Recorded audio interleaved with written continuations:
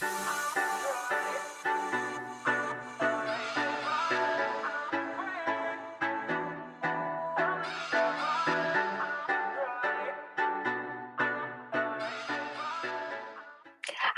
it's Dr. Mandy Reese with Reese's Pieces Diabetes.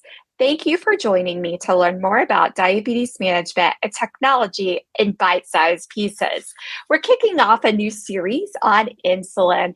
Insulin tends to be a really challenging medication for a lot of folks to learn and to understand.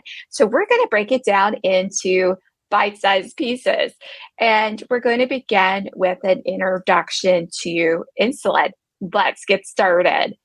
So, when we think about insulin, we want to think about it in terms of how does our body produce insulin? Well, our body produces basal insulin, which is basically the insulin that our pancreas releases to help keep our blood sugar in normal range when we're not eating. Now, I like to call it the doing life kind of insulin. Basal insulin just helps us do life. And then we have bolus insulin. And that's the insulin that our pancreas releases in response to eating. That could be eating or drinking. So, when we think about treating a person with diabetes with insulin, our goal is to ultimately mimic what the body naturally does in terms of basal and bolus insulin. So, what insulins are basal versus bolus? Well, our basal insulins are intermediate and long acting, typically taken one to two times per day. Bolus is rapid acting, ultra rapid acting, short acting, and inhaled insulin. We're going to break it down into smaller pieces. So, our bolus insulin, these insulins are typically for a person with diabetes taken before they eat a meal. If they do require bolus insulin, particularly type 2, may or may not require bolus insulin. A person with type 1 always requires bolus insulin. It's also used to correct our blood sugar. So if our blood sugar is elevated for a person with diabetes, you can use bolus insulin to lower the blood sugar back to a healthy level. Some of the brands you may or may not be familiar with. So we have our ultra rapid acting insulin, Insulin Aspart, brand name Fiasp, Insulin Lispro, AABC, Limjev, rapid acting Insulin Lispro, Humalog, Insulin Lispro, Atomolog, Insulin Aspart, Novolog, Insulin Glutathione, Apidra. Short acting is regular insulin, sold as branded product Humulin R, that R stands for regular, Novolin R, and then we have our inhaled insulin, which is known as Afrezza. The main differences in these insulins basically is how quickly do they start working. Certainly, ultra rapid acting is going to act the quickest within 5 to 15 minutes. Our rapid acting, a little bit slower, usually 15 to 30 minutes. Short acting, a little bit slower, 30 minutes to about an hour. Basal insulin, our intermediate insulin is NPH, branded Humulin N for NPH, Novolin N for NPH. Our long-acting, we have several insulin glargine products on the market. We have brand name Lantus, brand name Toujeo. It's a concentrated insulin, U300. We'll talk more about that later. Semiglee and Basaglar. Insulin Detamir is another long-acting insulin. Branded product Levemir. Insulin Dutaglec, branded product Tresiba, available in two concentrations, U100 and U200. Let's break this down into even smaller pieces. So when we think about opportunities to combine the best of both worlds, as I like to say, we have mixed insulins. So this is where you take your intermediate acting insulin, which would be your basal or background insulin, and combine it with a bolus insulin. Now, the bolus insulin that it can be combined with could be regular insulin or one of the rapid-acting insulins, such as insulin Lispro. So you see the percentage listed here. Let's look at, for example, NPH slash regular, 70%, 30%, branded products, Humulin 70-30, Novolin 70-30. So 70% of that mixture is made up of NPH, 30% is made up of regular insulin. And as you go on down the table, you'll again see on here, you'll see the percentages of your intermediate acting as compared to the percentage of short or rapid acting. So basically, you can see here you have a number of different branded names, and you're going to see you're going to see the numbers listed as 70/30 or 75/25. So lots of different brand names on the product for these particular mixed insulins. Now, in a coming video in the series, we'll talk more about these and how do you dose these insulins. Why would you want to use a mixed insulin? It's important to understand, when do these insulins start working? When do they reach their peak effect? And how long do they work? And what do they look like? All very important things to consider.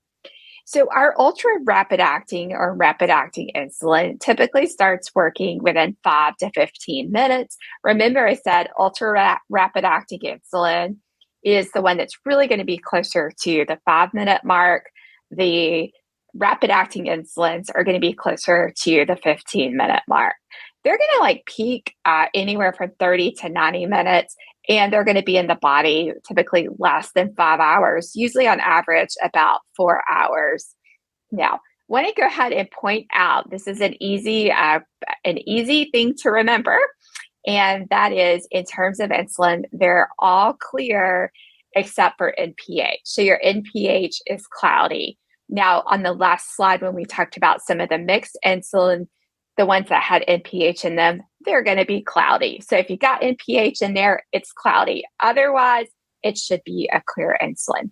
Regular insulin, a little bit slower to start working, 30 minutes to an hour. It's going to peak in 2 to 4 hours, and it's going to be out of the system in 5 to 7 hours. NPH, slower to start working. That makes sense because remember, we said it's a basal or background insulin. So 2 to 4 hours, it stays in the system up to about 12 to 18 hours, and it peaks anywhere from 4 to 12 hours.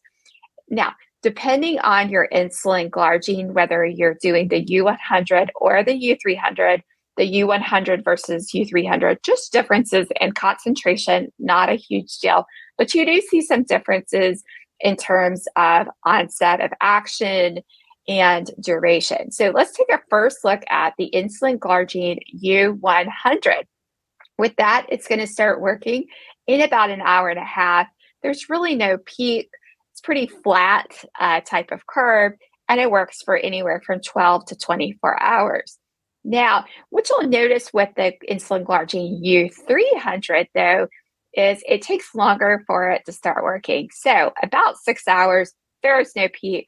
Here's the advantage with the U300 as compared to the U100 insulin glargine. We know it's going to work for at least 24 hours.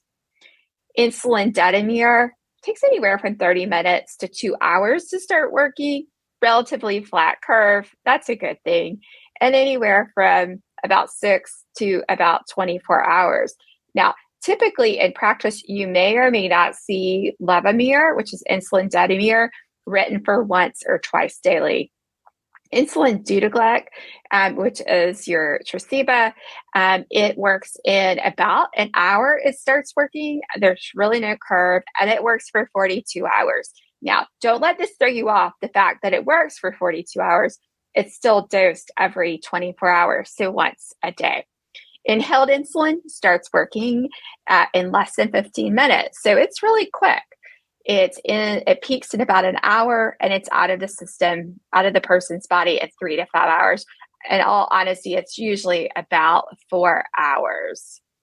So how do these insulins fit what our body naturally does, right? Because we want to mimic what the body naturally does in terms of insulin release.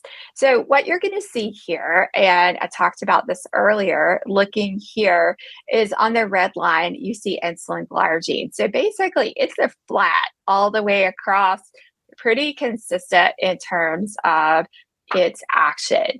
Insulin detamere has a little bit more of a curve. NPH certainly starts to have a bit of a peak. We expect, so I should go ahead and say, with bolus insulins, whether we're talking about ultra rapid acting, or short acting, we expect a peak, which you can see here with the black line representing insulin aspart, lispro, and glutathione, and then the blue line representing regular insulin. So when we think about human versus analog insulins, so basically human insulin, it's basically mimicking what our endogenous insulin would do. So what our pancreas should be producing. So basically it is going to mimic what the body would naturally do. It's going to match it. What's nice about our human insulins is they don't require a prescription. And this is our regular and our NPH. Remember, regular is short acting. We use it for bolus. And NPH is intermediate acting. And we use it for our basal or background insulin. So you could go to any local pharmacy. You could get a vial of regular insulin, NPH insulin, without a prescription. So make sure you're aware of that. So there are folks out there that may run out of insulin. We never want a person with type 1 diabetes running out of insulin. There's no reason whatsoever because their body requires insulin to work. And the second category is an analog. So basically, it's made from natural insulin products, but it's been modified by us humans in the manufacturing process. So it's actually not identical to what is produced by our pancreas in terms of insulin. It does require a prescription. It tends to be more expensive. So basically, all of the other insulins that we talked about today, outside of regular and NPH, are analog insulins. I'm going to mention more in a coming series about some programs that are out there to help people save so they can actually afford their insulin.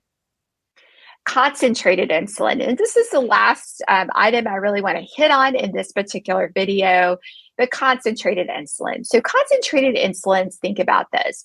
Basically, what you're doing is you're increasing the number of units of insulin that are in that milliliter of insulin. So basically you decrease the volume that a person is being given. So there's less volume, but more insulin. So there's basically, when you look at U100, that's 100 units of insulin per ml. That's typically, historically, the concentration that we've actually seen for humans. Now we have U200, which is available for Humalog and Tresiba. So that's 200 units of insulin per ml. So you can get a lot more insulin in a smaller volume. This is particularly helpful if a person requires a large number of units of insulin, particularly more than 100 units of insulin at a time. It's better to have a smaller volume, but you're getting more units, so the absorption is better. So better absorption is the whole concept. And then Toujeo U300 simply means 300 units of insulin per ml. So the person has to give less mLs, but they're going to get more units. Now, the nice thing with the Humalog U200, Tresiba U200, and Toujeo U300 is there's no dose conversion. It's a 1-to-1 ratio. So you just calculate the insulin dosing, which we'll talk about in our next video in the series, but no dose conversion. What I like to call is the old school concentrated insulin is U500. So that is an insulin that you have 500 units of insulin per ml, which means it could be really dangerous if it's not dosed correctly. Historically, it has needed dose conversion. So basically, you get 5 times the number of units of insulin in an ml. So, as you can imagine, that could actually be very dangerous for somebody.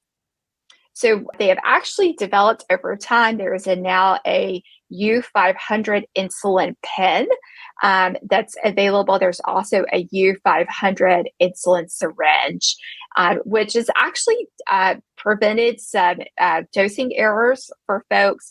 That when you're calculating the amount of insulin that a person needs and you're going to use U500 in your calculations, you certainly want to be very cautious in how you're doing that to make sure you don't give the person too much insulin. But more to come to that in another of our bite-sized pieces.